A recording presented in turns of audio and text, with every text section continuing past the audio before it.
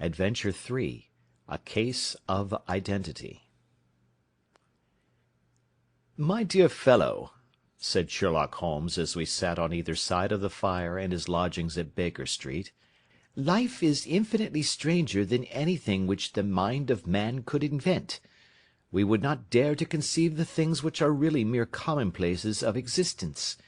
If we could fly out of that window hand in hand, hover over this great city, gently remove the roofs, and peep in at the queer things which are going on, the strange coincidences, the plannings, the cross purposes, the wonderful chains of events, working through generations, and leading to the most outré results, it would make all fiction with its conventionalities and foreseen conclusions most stale and unprofitable."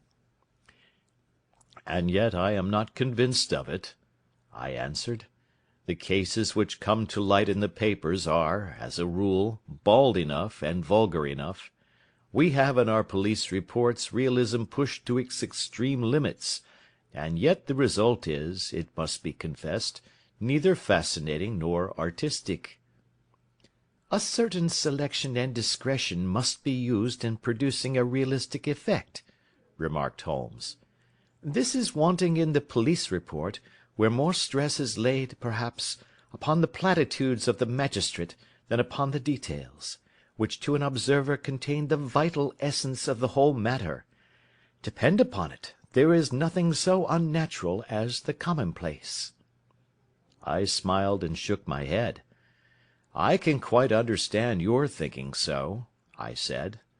"Of course, in your position of unofficial adviser and helper to everybody who is absolutely puzzled throughout 3 continents, you are brought in contact with all that is strange and bizarre.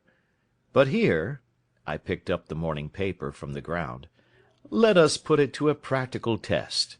Here is the first heading upon which I come: A husband's cruelty to his wife. There is half a column of print, but I know without reading it that it is all perfectly familiar to me. There is, of course, the other woman, the drink, the push, the blow, the bruise, the sympathetic sister or landlady. The crudest of writers could invent nothing more crude." "Indeed, your example is an unfortunate one for your argument," said Holmes, taking the paper and glancing his eye down it. "This is the Dundas separation case, and, as it happens, I was engaged in clearing up some small points in connection with it. The husband was a teetotaler. There was no other woman, and the conduct complained of was that he had drifted into the habit of winding up every meal by taking out his false teeth and hurling them at his wife, which, you will allow, is not an action likely to occur to the imagination of the average story-teller. Take a pinch of snuff, doctor, and acknowledge that I have scored over you in your example." He held out his snuff-box of old gold, with a great amethyst in the centre of the lid. Its splendour was in such contrast to his homely ways and simple life that I could not help commenting upon it. "Ah," said he, "I forgot that I had not seen you for some weeks. It is a little souvenir from the King of Bohemia, in return for my assistance in the case of the Irene Adler papers." "And the ring?"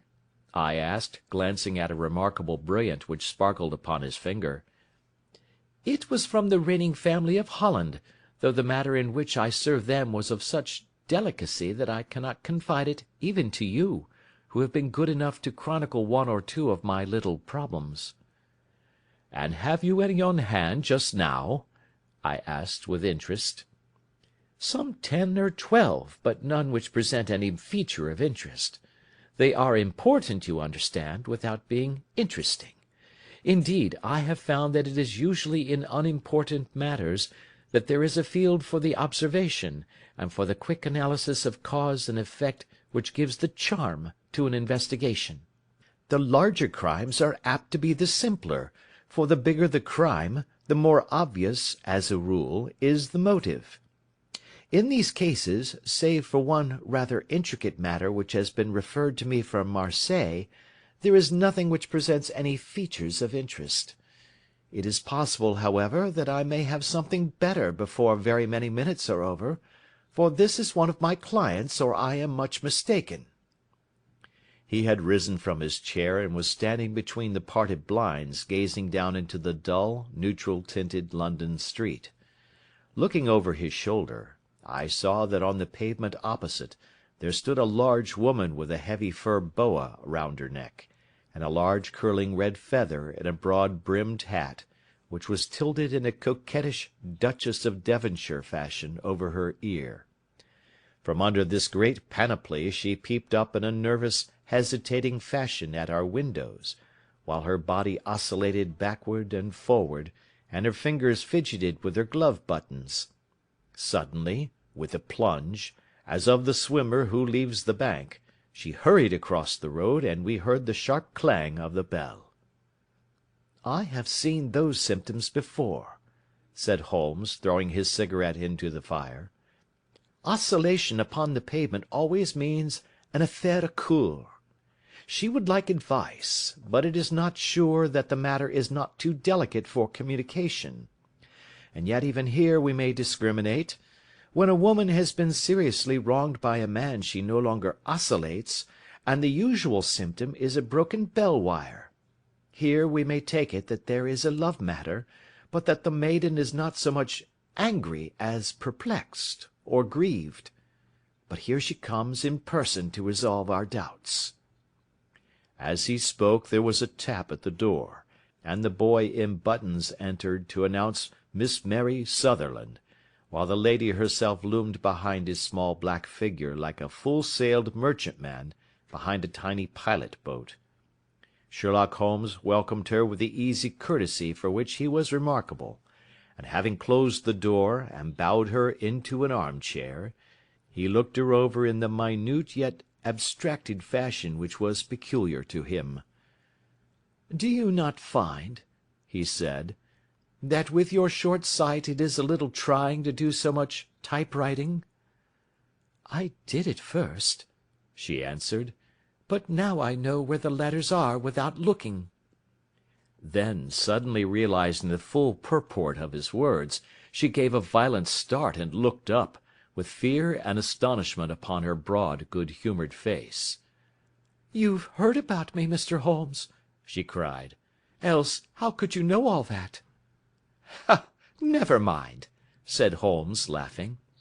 "It is my business to know things. Perhaps I have trained myself to see what others overlook. If not, why should you come to consult me?" "I came to you, sir, because I heard of you from Mrs. Etheridge, whose husband you found so easy when the police and everyone had given him up for dead. Oh, Mr. Holmes, I wish you would do as much for me. I'm not rich, but still I have 100 a year in my own right, besides the little that I make by the machine, and I would give it all to know what has become of Mr. Hosmer Angel." "Why did you come away to consult me in such a hurry?" asked Sherlock Holmes, with his finger-tips together and his eyes to the ceiling. Again a startled look came over the somewhat vacuous face of Miss Mary Sutherland. "Yes, I did bang out of the house," she said, "for it made me angry to see the easy way in which Mr. Winbank, that is, my father, took it all. He would not go to the police, and he would not go to you, and so at last, as he would do nothing, and kept on saying that there was no harm done, it made me mad, and I just on with my things and came right away to you." "Your father?" said Holmes. "Your stepfather, surely, since the name is different." "Yes, my stepfather. I call him father, though it sounds funny, too, for he is only 5 years and 2 months older than myself." "And your mother is alive?" "Oh, yes, mother is alive and well. I wasn't best pleased, Mr. Holmes, when she married again so soon after father's death, and a man who was nearly 15 years younger than herself. Father was a plumber in the Tottenham Court Road, and he left a tidy business behind him, which mother carried on with Mr. Hardy, the foreman. But when Mr. Windibank came he made her sell the business, for he was very superior, being a traveller in wines. They got £4,700 for the goodwill and interest, which wasn't near as much as father could have got if he had been alive." I had expected to see Sherlock Holmes impatient under this rambling and inconsequential narrative, but, on the contrary, he had listened with the greatest concentration of attention. "Your own little income," he asked, "does it come out of the business?" "Oh, no, sir. It is quite separate, and was left me by my Uncle Ned in Auckland. It is in New Zealand stock, paying 4.5%. £2,500 was the amount, but I can only touch the interest." "You interest me extremely," said Holmes, "And since you draw so large a sum as 100 a year, with what you earn into the bargain, you no doubt travel a little, and indulge yourself in every way. I believe that a single lady can get on very nicely upon an income of about £60. "I could do with much less than that, Mr. Holmes, but you understand that as long as I live at home I don't wish to be a burden to them, and so they have the use of the money just while I am staying with them. Of course, that is only just for the time. Mr. Windibank draws my interest every quarter and pays it over to mother, and I find that I can do pretty well with what I earn at typewriting. It brings me twopence a sheet, and I can often do from 15 to 20 sheets in a day." "You have made your position very clear to me," said Holmes. "This is my friend, Dr. Watson, before whom you can speak as freely as before myself. Kindly tell us now all about your connection with Mr. Hosmer Angel." A flush stole over Miss Sutherland's face, and she picked nervously at the fringe of her jacket. "I met him first at the gasfitters' ball," she said. "They used to send father tickets when he was alive, and then afterwards they remembered us, and sent them to mother. Mr. Windibank did not wish us to go. He never did wish us to go anywhere. He would get quite mad if I wanted so much as to join a Sunday school treat. But this time I was set on going, and I would go, for what right had he to prevent? He said the folk were not fit for us to know, when all father's friends were to be there, and he said that I had nothing fit to wear, when I had my purple plush that I had never so much as taken out of the drawer. At last, when nothing else would do, he went off to France upon the business of the firm, but we went, mother and I, with Mr. Hardy, who used to be our foreman, and it was there I met Mr. Hosmer Angel." "I suppose," said Holmes, "that when Mr. Windibank came back from France, he was very annoyed at your having gone to the ball." "Oh, well, he was very good about it. He laughed, I remember, and shrugged his shoulders, and said there was no use denying anything to a woman, for she would have her way." "I see. Then at the gasfitters' ball you met, as I understand, a gentleman called Mr. Hosmer Angel." "Yes, sir. I met him that night, and he called next day to ask if we had got home all safe, and after that we met him. That is to say, Mr. Holmes, I met him twice for walks, but after that father came back again, and Mr. Hosmer Angel could not come to the house any more." "No." "Well, you know father didn't like anything of the sort. He wouldn't have any visitors if he could help it, and he used to say that a woman should be happy in her own family circle. But then, as I used to say to mother, a woman wants her own circle to begin with, and I had not got mine yet." "But how about Mr. Hosmer Angel? Did he make no attempt to see you?" "Well, father was going off to France again in a week, and Hosmer wrote and said that it would be safer and better not to see each other until he had gone. We could write in the meantime, and he used to write every day. I took the letters in the morning, so there was no need for father to know." "Were you engaged to the gentleman at this time?" "Oh, yes, Mr. Holmes. We were engaged after the first walk that we took. Hosmer—Mr. Angel—was a cashier in an office in Leadenhall Street, and—" "What office?" "That's the worst of it, Mr. Holmes. I don't know." "Where did he live, then?" He slept on the premises." "And you don't know his address?" "No, except that it was Leadenhall Street." "Where did you address your letters, then?" "To the Leadenhall Street post office, to be left till called for.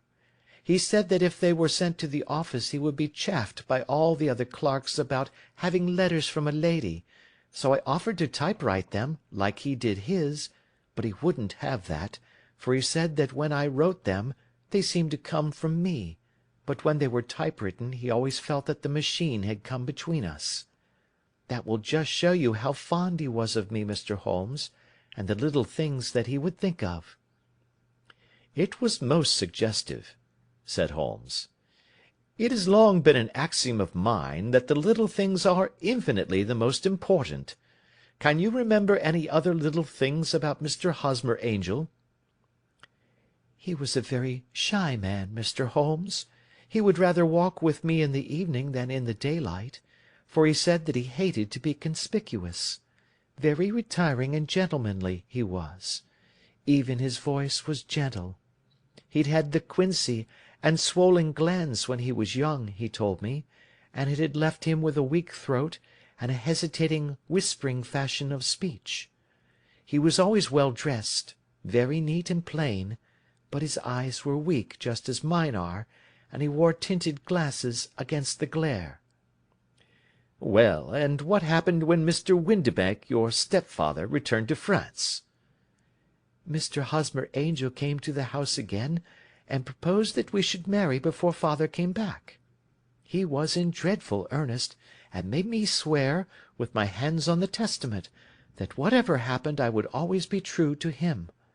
Mother said he was quite right to make me swear, and that it was a sign of his passion. Mother was all in his favour from the first, and was even fonder of him than I was. Then, when they talked of marrying within the week, I began to ask about father, but they both said never to mind about father, but just to tell him afterwards, and mother said she would make it all right with him. I didn't quite like that, Mr. Holmes. It seemed funny that I should ask his leave, as he was only a few years older than me, but I didn't want to do anything on the sly, so I wrote to father at Bordeaux, where the company has its French offices, but the letter came back to me on the very morning of the wedding." "It missed him, then?" "Yes, sir, for he had started to England just before it arrived." "Ha! That was unfortunate. Your wedding was arranged, then, for the Friday. Was it to be in church?" "Yes, sir, but very quietly. It was to be at St. Saviour's, near King's Cross, and we were to have breakfast afterwards at the St. Pancras Hotel. Hosmer came for us in a hansom, but as there were two of us, he put us both into it and stepped himself into a four-wheeler, which happened to be the only other cab in the street. We got to the church first, and when the four-wheeler drove up we waited for him to step out, but he never did, and when the cabman got down from the box and looked, there was no one there. The cabman said that he could not imagine what had become of him, for he had seen him get in with his own eyes. That was last Friday, Mr. Holmes, and I have neither seen nor heard anything since then to throw any light upon what has become of him." "It seems to me that you have been very shamefully treated," said Holmes. "Oh, no, sir. He was too good and kind to leave me so. Why, all the morning he was saying to me that, whatever happened, I was to be true, and that even if something quite unforeseen occurred to separate us, I was always to remember that I was pledged to him, and that he would claim his pledge sooner or later. It seemed strange talk for a wedding morning, but what has happened since gives a meaning to it." "Most certainly it does. Your own opinion is, then, that some unforeseen catastrophe has occurred to him?" "Yes, sir. I believe that he foresaw some danger, or else he would not have talked so, and then I think that what he foresaw happened." "But you have no notion as to what it could have been?" "None." "One more question. How did your mother take the matter?" "She was angry, and said that I was never to speak of the matter again." "And your father? Did you tell him?" "Yes, and he seemed to think, with me, that something had happened, and that I should hear of Hosmer again. As he said, what interest could any one have in bringing me to the doors of the church, and then leaving me? Now, if he had borrowed my money, or if he had married me and got my money settled on him, there might be some reason, but Hosmer was very independent about money, and never would look at a shilling of mine. And yet, what could have happened? And why could he not write? Oh, it drives me half mad to think of it, and I can't sleep a wink at night." She pulled a little handkerchief out of her muff, and began to sob heavily into it. "I shall glance into the case for you," said Holmes, rising, "and I have no doubt that we shall reach some definite result. Let the weight of the matter rest upon me now, and do not let your mind dwell upon it further. Above all, try to let Mr. Hosmer Angel vanish from your memory, as he has done from your life." "Then you don't think I'll see him again?" "I fear not." "Then what has happened to him?" "You will leave that question in my hands. I should like an accurate description of him, and any letters of his which you can spare." "I advertised for him in last Saturday's Chronicle," said she. "Here is the slip, and here are 4 letters from him." "Thank you. And your address?" "Number 31 Lion Place, Camberwell." "Mr. Angel's address you never had, I understand. Where is your father's place of business?" "He travels for Westhouse and Marbank, the great claret importers of Fenchurch Street." "Thank you. You have made your statement very clearly. You will leave the papers here, and remember the advice which I have given you. Let the whole incident be a sealed book, and do not allow it to affect your life." "You are very kind, Mr. Holmes, but I cannot do that. I shall be true to Hosmer. He shall find me ready when he comes back." For all the preposterous hat and the vacuous face, there was something noble in the simple faith of our visitor which compelled our respect. She laid her little bundle of papers upon the table and went her way, with a promise to come again whenever she might be summoned. Sherlock Holmes sat silent for a few minutes with his finger-tips still pressed together, his legs stretched out in front of him, and his gaze directed upward to the ceiling. Then he took down from the rack the old and oily clay pipe, which was to him as a counsellor, and, having lit it, he leaned back in his chair, with the thick blue cloud-wreaths spinning up from him, and a look of infinite languor in his face. "Quite an interesting study, that maiden," he observed. "I found her more interesting than her little problem, which, by the way, is rather a trite one. You will find parallel cases, if you consult my index, in Andover in '77, and there was something of the sort at The Hague last year. Old as is the idea, however, there were 1 or 2 details which were new to me, but the maiden herself was most instructive." "You appeared to read a good deal upon her which was quite invisible to me," I remarked. "Not invisible, but unnoticed, Watson. You did not know where to look, and so you missed all that was important. I can never bring you to realise the importance of sleeves, the suggestiveness of thumb-nails, or the great issues that may hang from a bootlace. Now, what did you gather from that woman's appearance? Describe it." "Well, she had a slate-coloured, broad-brimmed straw hat, with a feather of a brickish red. Her jacket was black, with black beads sewn upon it, and a fringe of little black jet ornaments. Her dress was brown, rather darker than coffee colour, with a little purple plush at the neck and sleeves.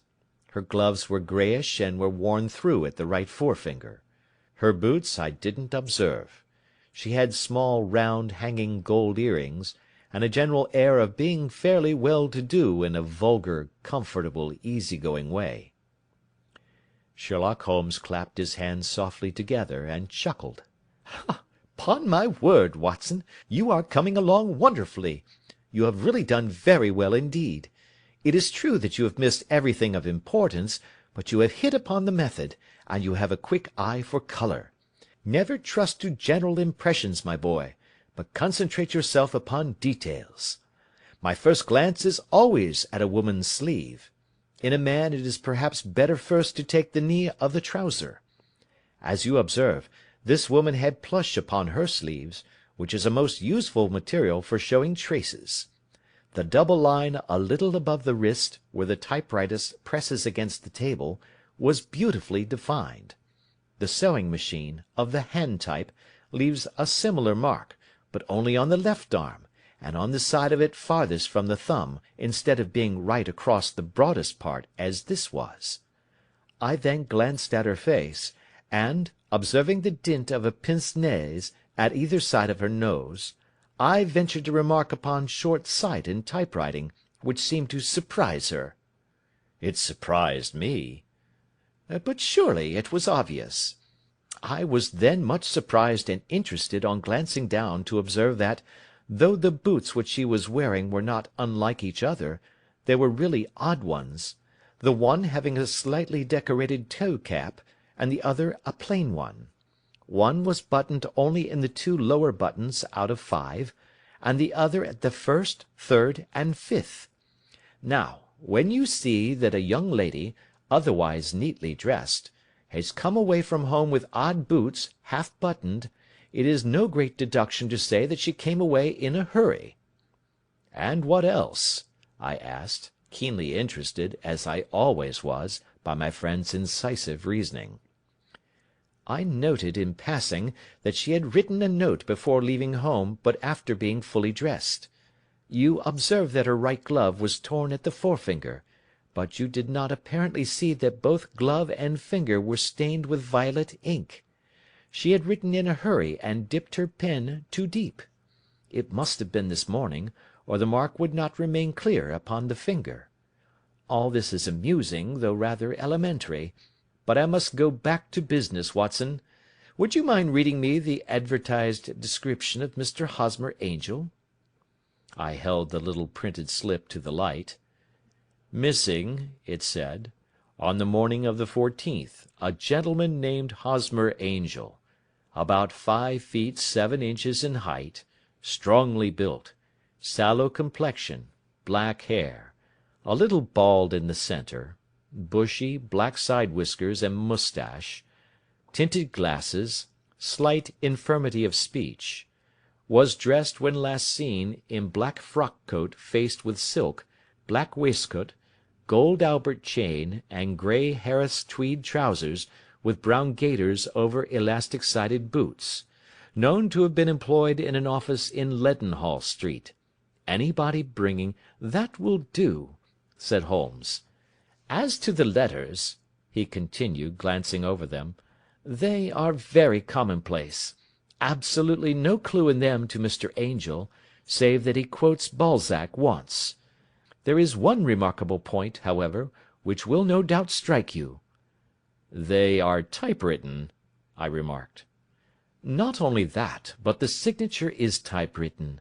Look at the neat little Hosmer Angel at the bottom. There is a date, you see, but no superscription except Leadenhall Street, which is rather vague. The point about the signature is very suggestive. In fact, we may call it conclusive." "Of what?"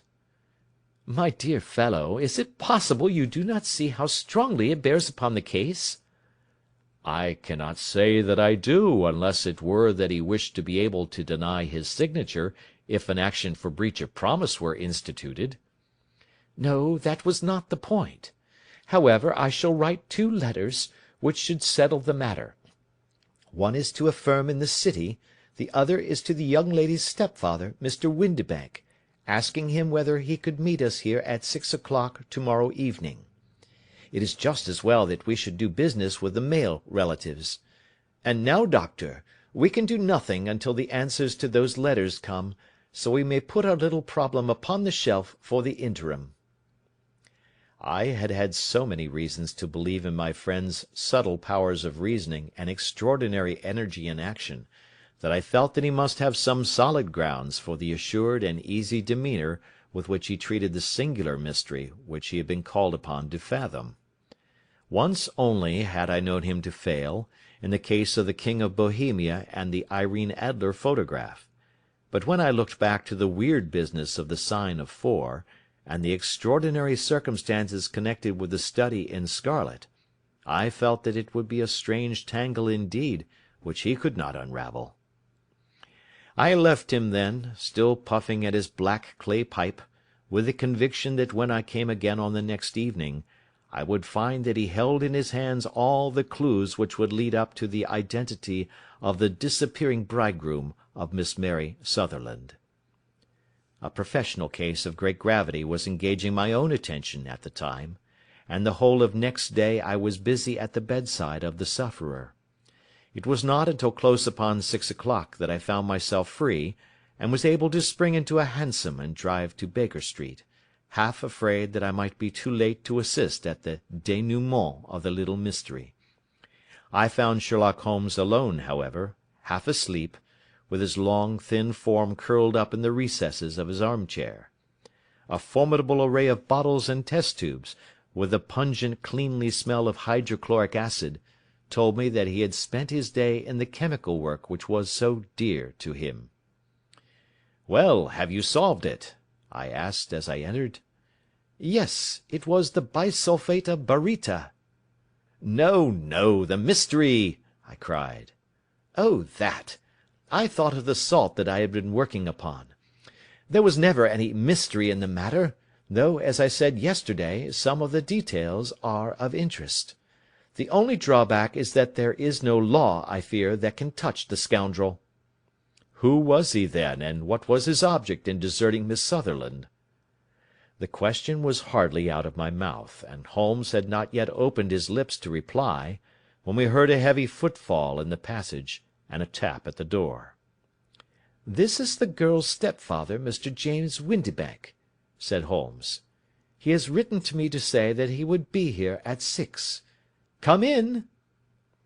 The man who entered was a sturdy, middle-sized fellow, some 30 years of age, clean-shaven, and sallow-skinned, with a bland, insinuating manner, and a pair of wonderfully sharp and penetrating grey eyes. He shot a questioning glance at each of us, placed his shiny top-hat upon the sideboard, and with a slight bow sidled down into the nearest chair. "Good evening, Mr. James Windibank," said Holmes. "I think that this typewritten letter is from you, in which you have made an appointment with me for 6 o'clock?" "Yes, sir. I am afraid that I am a little late, but I am not quite my own master, you know. I am sorry that Miss Sutherland has troubled you about this little matter, for I think it is far better not to wash linen of the sort in public. It was quite against my wishes that she came, but she is a very excitable, impulsive girl, as you may have noticed, and she is not easily controlled when she has made up her mind on a point. Of course, I did not mind you so much, as you are not connected with the official police, but it is not pleasant to have a family misfortune like this noised abroad. Besides, it is a useless expense, for how could you possibly find this Hosmer Angel?" "On the contrary," said Holmes quietly, "I have every reason to believe that I will succeed in discovering Mr. Hosmer Angel." Mr. Windibank gave a violent start and dropped his gloves. "I am delighted to hear it," he said. "It is a curious thing," remarked Holmes, "that a typewriter has really quite as much individuality as a man's handwriting. Unless they are quite new, no two of them write exactly alike. Some letters get more worn than others, and some wear only on one side. Now, you remark in this note of yours, Mr. Windibank, that in every case there is some little slurring over of the E, and a slight defect in the tail of the R. There are 14 other characteristics, but those are the more obvious." "We do all our correspondence with this machine at the office, and no doubt it is a little worn," our visitor answered, glancing keenly at Holmes with his bright little eyes. "And now I will show you what is really a very interesting study, Mr. Windibank," Holmes continued. I think of writing another little monograph some of these days on the typewriter and its relation to crime. It is a subject to which I have devoted some little attention. I have here 4 letters which purport to come from the missing man. They are all typewritten. In each case, not only are the e's slurred and the r's tailless, but you will observe, if you care to use my magnifying lens, that the 14 other characteristics to which I have alluded are there as well." Mr. Windibank sprang out of his chair and picked up his hat. "I cannot waste time over this sort of fantastic talk, Mr. Holmes," he said. "If you can catch the man, catch him, and let me know when you have done it." "Certainly," said Holmes, stepping over and turning the key in the door. "I let you know then that I have caught him." "What? Where?" shouted Mr. Windibank, turning white to his lips and glancing about him like a rat in a trap. "Oh, it won't do. Really it won't," said Holmes suavely.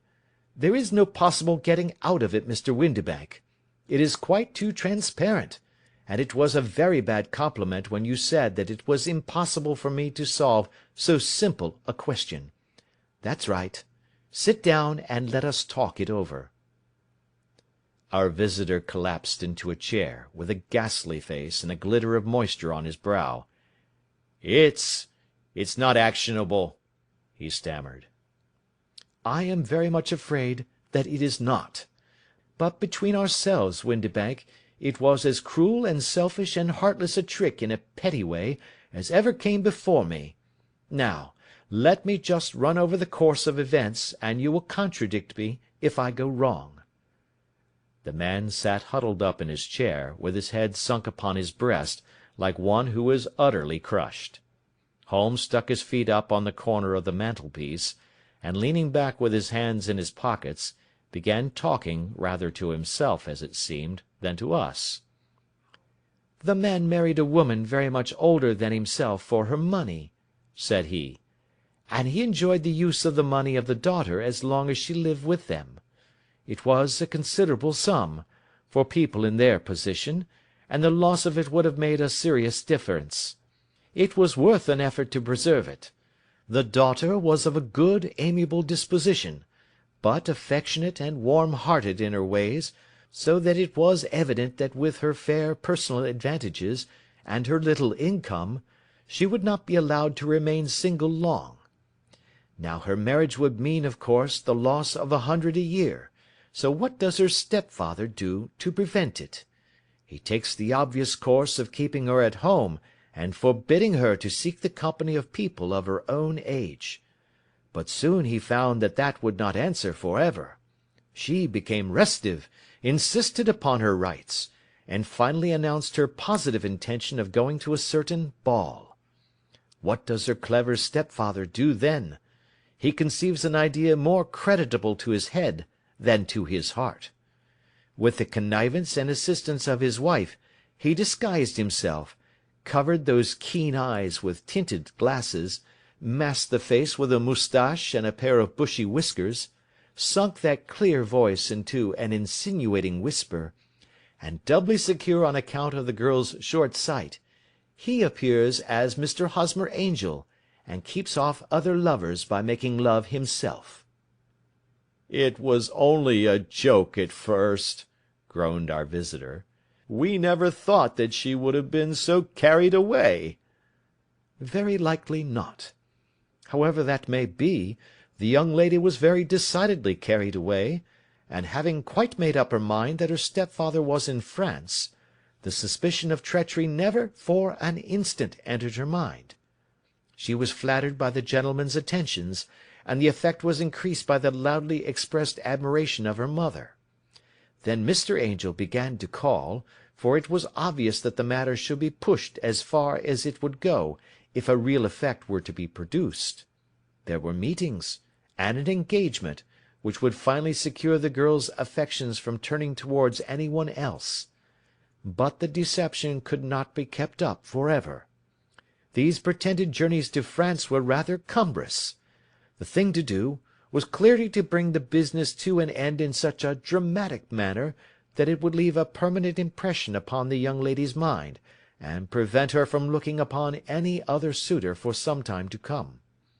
Hence those vows of fidelity exacted upon a testament, and hence also the allusions to a possibility of something happening on the very morning of the wedding. James Windibank wished Miss Sutherland to be so bound to Hosmer Angel, and so uncertain as to his fate, that for 10 years to come, at any rate, she would not listen to another man. As far as the church door he brought her, and then, as he could go no farther, he conveniently vanished away by the old trick of stepping in at one door of a four-wheeler, and out at the other. I think that was the chain of events, Mr. Windibank." Our visitor had recovered something of his assurance while Holmes had been talking, and he rose from his chair now with a cold sneer upon his pale face. "It may be so, or it may not, Mr. Holmes," said he. "But if you are so very sharp, you ought to be sharp enough to know that it is you who are breaking the law now, and not me. I have done nothing actionable from the first, but as long as you keep that door locked, you lay yourself open to an action for assault and illegal constraint." "The law cannot, as you say, touch you," said Holmes, unlocking and throwing open the door. "Yet there never was a man who deserved punishment more. If the young lady has a brother or a friend, he ought to lay a whip across your shoulders, by Jove!" he continued, flushing up at the sight of the bitter sneer upon the man's face. "It is not part of my duties to my client, but here's a hunting crop handy, and I think I shall just treat myself to—" He took 2 swift steps to the whip, but before he could grasp it there was a wild clatter of steps upon the stairs, the heavy hall door banged, and from the window we could see Mr. James Windibank running at the top of his speed down the road. "There's a cold-blooded scoundrel," said Holmes, laughing, as he threw himself down into his chair once more. "That fellow will rise from crime to crime until he does something very bad and ends on a gallows. The case has, in some respects, been not entirely devoid of interest." "I cannot now entirely see all the steps of your reasoning," I remarked. "Well, of course it was obvious from the first that this Mr. Hosmer Angel must have some strong object for his curious conduct, and it was equally clear that the only man who really profited by the incident, as far as we could see, was the stepfather. Then the fact that the 2 men were never together, but that the one always appeared when the other was away, was suggestive. So were the tinted spectacles and the curious voice, which both hinted at a disguise, as did the bushy whiskers. My suspicions were all confirmed by his peculiar action in typewriting his signature, which, of course, inferred that his handwriting was so familiar to her that she would recognize even the smallest sample of it. You see, all these isolated facts, together with many minor ones, all pointed in the same direction." "And how did you verify them?" "Having once spotted my man, it was easy to get corroboration. I knew the firm for which this man worked. Having taken the printed description, I eliminated everything from it which could be the result of a disguise, the whiskers, the glasses, the voice, and I sent it to the firm, with a request that they would inform me whether it answered to the description of any of their travellers. I had already noticed the peculiarities of the typewriter, and I wrote to the man himself at his business address, asking him if he would come here. As I expected, his reply was typewritten, and revealed the same trivial but characteristic defects.